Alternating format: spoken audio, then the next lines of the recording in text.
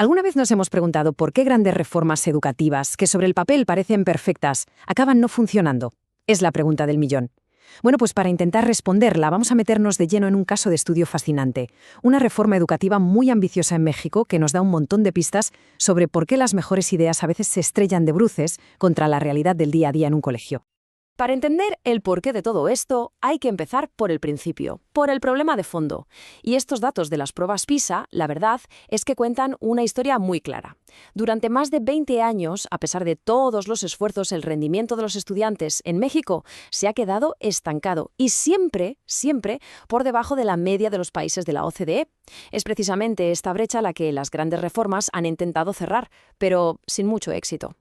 Y eso nos lleva directos a la reforma de 2017. Fue un intento a lo grande para, por fin, darle la vuelta a la tortilla. Pero, y aquí viene el quid de la cuestión, la cosa no salió como se esperaba.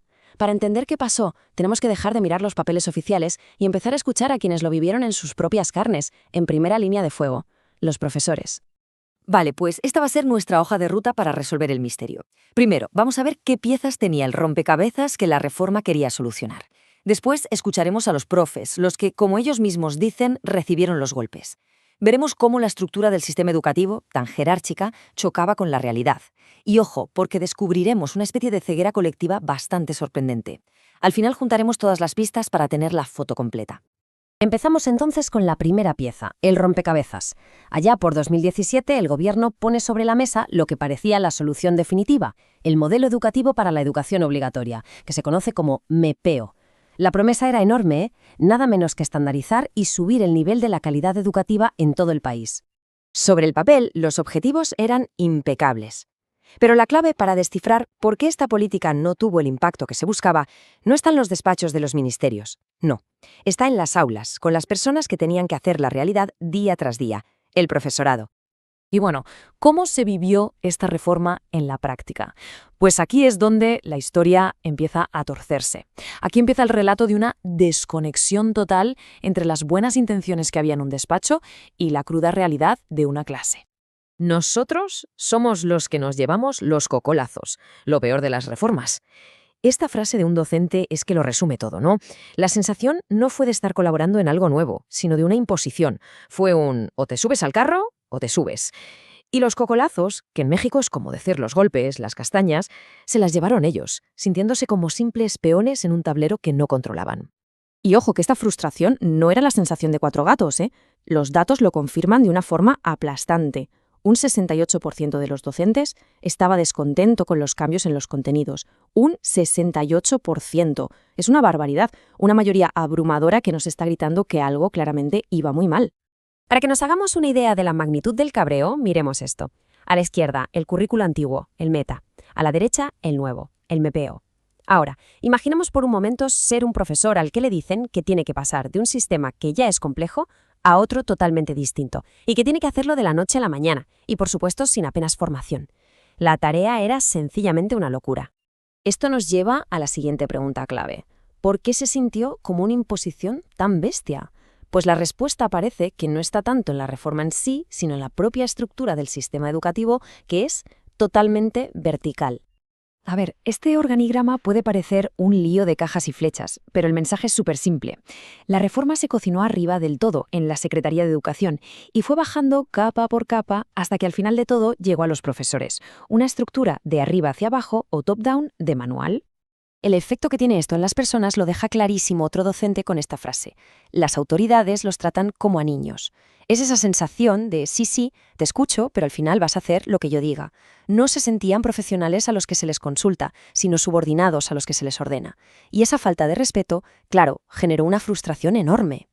Entonces, ¿qué es lo que pasa cuando una política diseñada en un despacho tan arriba choca de frente con la realidad del día a día? Pues hay un concepto académico que lo explica a la perfección. La visión a pie de calle. La idea clave aquí es la de los burócratas a pie de calle. Pensemos en los profes. Son la cara del Estado para los alumnos y sus familias. Reciben una política desde arriba, pero luego tienen que aplicarla en un aula de verdad, con alumnos de verdad y con problemas de verdad. Y esto les obliga a tomar decisiones sobre la marcha, a improvisar, a adaptar las normas, a usar su criterio para que las cosas simplemente salgan adelante. Y este comportamiento es totalmente lógico y predecible. Cuando las condiciones de trabajo son muy duras, con pocos recursos, objetivos poco claros, muchísima presión, lo normal es que los profesionales busquen atajos, que simplifiquen las cosas para poder gestionar el caos. No es que sean malos profesionales, ni mucho menos, es pura supervivencia. Y para que nos hagamos una idea de lo que significa presión, agarraos a la silla con este dato. De media, cada docente tenía que hacer 810 evaluaciones individuales de estudiantes. Cada semestre. Repito, 810. Una carga de trabajo que es una auténtica salvajada. Pero la presión no era solo por la cantidad, sino también por lo difícil que era entender lo que se les pedía. Y es justo aquí donde la historia da un giro que nadie se esperaba. Porque ahora entramos en un factor que va más allá de la estructura o de la carga de trabajo. Se trata de una brecha cognitiva, una especie de, como lo llama el estudio, ensayo sobre la ceguera. Para entender esto necesitamos un concepto clave, la racionalidad limitada. La idea es muy simple, pero potentísima. No somos ordenadores. Tomamos decisiones con el tiempo que tenemos, la información que manejamos y con nuestras capacidades, que son finitas. No buscamos la solución perfecta, la óptima. Nos conformamos con una que sea suficientemente buena. Y ahora, atentos al dato que lo cambia absolutamente todo. Se midió cuánto conocían de verdad los docentes la normativa de la reforma. Y el resultado es impactante. Solo el 16,7% de las respuestas fueron correctas. O dicho de otro modo, más del 83% no tenían ni idea de los detalles técnicos de la política que se suponía que tenían que implementar.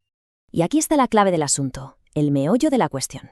No es que los profesores no quisieran entender. De hecho, muchos de ellos creían sinceramente que la entendían perfectamente. Pero había un abismo entre lo que creían saber y lo que realmente sabían. Esa es la ceguera de la que habla el estudio, esa confianza peligrosa de creer que lo ves todo claro cuando en realidad te estás perdiendo lo más importante. Bueno, pues llegamos a la última parte de nuestro recorrido.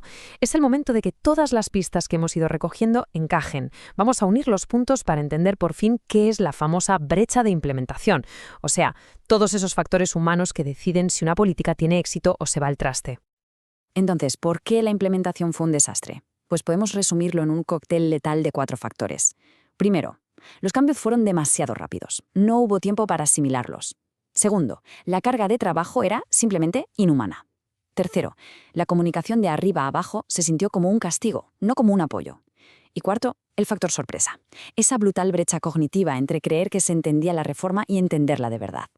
La gran lección final que nos deja este análisis es clara y la verdad bastante contundente. Una política pública nunca es solo un documento lleno de buenas intenciones. Su éxito o su fracaso dependen por completo de un proceso humano muy complejo, de las percepciones, de las capacidades y de las condiciones de la gente que tiene que llevarla a la práctica. Y todo esto nos deja con una pregunta final, una que va mucho más allá de este caso concreto en México. Si la clave de todo está en el factor humano, ¿cómo podemos darle la vuelta a la tortilla? ¿Cómo pasamos de diseñar políticas para los profesionales a diseñarlas con ellos, metiendo su experiencia y su realidad en ecuación desde el minuto 1? La respuesta a esa pregunta podría ser la clave para que la próxima gran reforma, sea donde sea, por fin funcione.